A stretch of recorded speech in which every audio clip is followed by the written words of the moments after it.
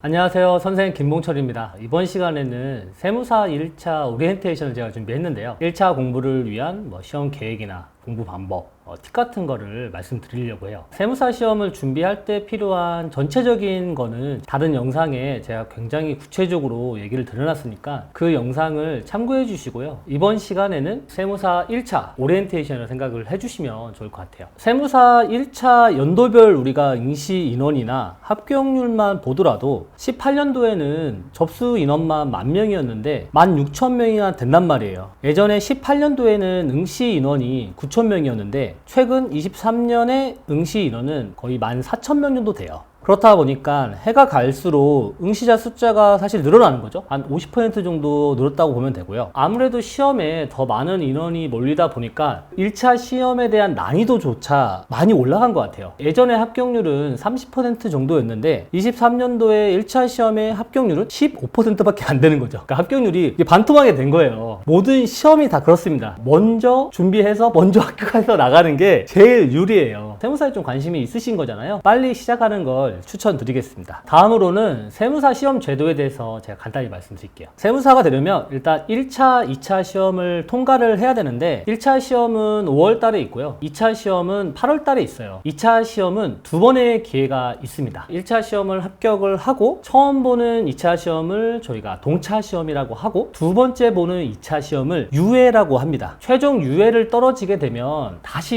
1차부터 처음부터 시작을 해야 되니까 무조건 나는 유예 때까지 해서 시험을 끝낸다고 생각을 하셔야 되고요. 유예 때 만약에 떨어지게 되면 3차 가고 4차 가고 장수생으로 갈 수 있는 위험이 있는 거기 때문에 정말 최선을 다해야 됩니다. 다음으로 우리가 그러면 세무사 1차 시험의 과목이 어떻게 되는지 제가 좀 말씀을 드려보면 크게 우리가 4가지 과목을 보게 됩니다. 재정학, 세법, 회계학, 선택법이 있고요. 1차는 상대평가가 아니라 절대평가예요. 4과목 중에서 3과목이 다 100점, 100점, 100점인데 한 과목이 40점을 못 넘어서 39점만 맞게 돼도 전체 1차 시험이 불합격되는 거니까 과락의 위험은 준비를 이제 해야 되고요. 그래서 1차 시험을 합격하는 전략은 우리가 보통은 4488 전략이 아주 전통적으로 내려와졌어요. 회계세법은 40점 맞고 재정학 80 맞고 선택과목 80 맞는 일명 4488의 전략의 핵심은 회계세법은 과락은 피하고 그 다음 재정학과 선택 과목에서 고득점을 확보하는 게 핵심입니다. 다음으로는 이제 세무사 1차 과목별 공부 방법이나 제가 팁을 말씀드릴 건데 재정학은 어차피 솔직히 말해서 2차까지 이어지는 과목이 아니잖아요. 1차만 합격하기 위해서 필요한 과목이다 보니까 일단은 이해가 안 되면 무조건 외워서라도 내가 이 문제를 맞추겠다. 1차 시험이 끝나는 순간 다 잊어버려도 괜찮습니다. 그 다음으로는 이제 세법 과목이 있는데요. 세법은 우리 23년도 1차 시험 이거 통계치만 보더라도 우리 전체 응시자 숫자가 13,700명인데 꽈락자 숫자가 거의 10,000명이나 돼요.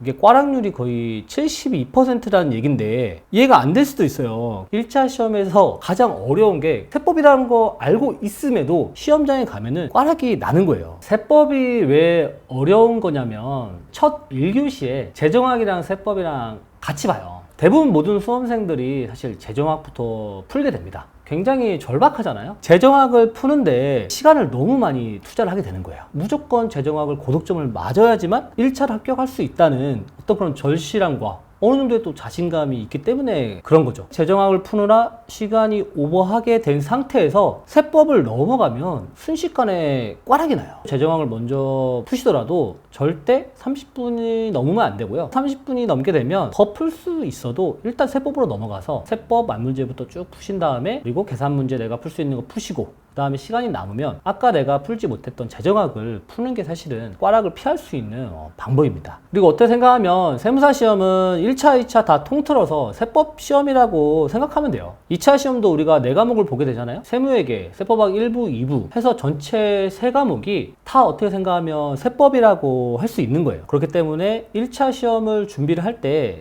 세법도 이제 단단하게 공부를 해둬야 되는 게 중요합니다. 세법은 좀 전략이 필요해요. 법인세 계산 문제나 그런 거는 절대 손이 안 나가요. 어느 정도 세법은 시험장에 들어가서 내가 풀 수 있는 문제와 못 풀 수 있는 문제를 구분할지 아는 구분 능력도 굉장히 중요합니다. 그 다음으로는 재무회계랑 원가관리가 있는데, 또 우리가 또 재무회계랑 원가가 사실 워낙 중요하기 때문에 제가 이 공부 방법에 대해서는 사실 제가 따로 영상을 찍을 생각이고요. 일단 여기서는 간단히만 제가 말씀을 드릴게요. 재무회계랑 원가관리도 2차까지 이어지는 과목이다 보니까 다른 공부하느라 재무회계랑 원가 공부에 좀 소홀하게 된 거죠. 막상 그렇게 소홀해진 상태에서 시험장에 가면 다 아시잖아요. 절대 풀 수 없잖아요. 손이 안 나가죠, 어느 순간. 그래서 회계하기 어려운 거예요. 1차 시험을 준비할 때부터 기초부터 굉장히 꽉 잡아 두시면 2차 공부할 때 그 실력을 그대로 잘 보관을 하셨다가 내가 남는 시간을 세무회계나 세법학에 투입을 할 수 있는 겁니다. 다음으로는 선택법이 있어요. 선택법이라고 하면은 상법이나 행소법, 민법 셋 중에 우리가 한 과목만 선택을 하면 되는데, 이게 세 과목 중에서 사실 민법을 굳이 선택하실 필요는 없어요. 생각보다 민법이 공부가 어렵고 그렇게 효율적이진 않습니다. 행소법을 많이 선택을 하는 이유는 상법에 비해서 공부량이 가장 적고 사실 좀 외우기가 굉장히 수월합니다. 고득점도 훨씬 유리하고요. 그리고 우리가 1차 시험 때 2교시에 이 선택 과목이랑 회계학을 같이 보잖아요. 상법보다 행소법을 선택을 하게 되면